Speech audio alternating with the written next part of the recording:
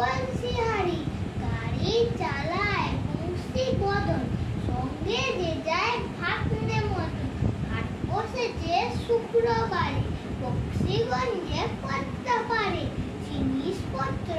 জুটিয়ে এনে গ্রামের মানুষ বেচে কেনে যে বেগুন পটল মূলো